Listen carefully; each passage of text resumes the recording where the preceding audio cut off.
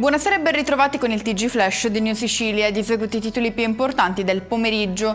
Incidente mortale sulla Catania-Ragusa. A perdere la vita sono due anziani originari di Malta che viaggiavano su un'auto rimasta coinvolta in uno scontro frontale con un mezzo pesante.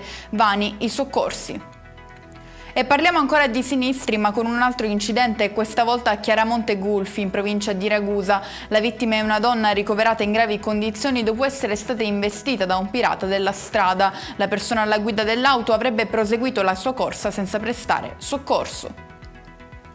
Resta dietro le sbarre a Catania l'uomo accusato di aver ucciso in Corso Sicilia il parcheggiatore Alessandro Indurre. Nei suoi confronti il GIP ha emesso un'ordinanza di custodia cautelare in carcere. Ci spostiamo a Gela, in provincia di Caltanissetta, per un incidente sul lavoro ai danni di un operaio del servizio rifiuti. L'uomo sarebbe rimasto ferito dopo essere sbalzato fuori dal mezzo su cui stava svolgendo operazioni di carico e scarico. Chiudiamo con il meteo. Per domani si prevede tempo stabile e soleggiato sull'intera isola con temperature in lieve calo. Resta alta però l'allerta per il rischio incendi ad Agrigento, Caltanissetta, Palermo e Trapani. E con questo è tutto, prossimo appuntamento domani mattina alle 13:30. Grazie per averci seguito, buona serata.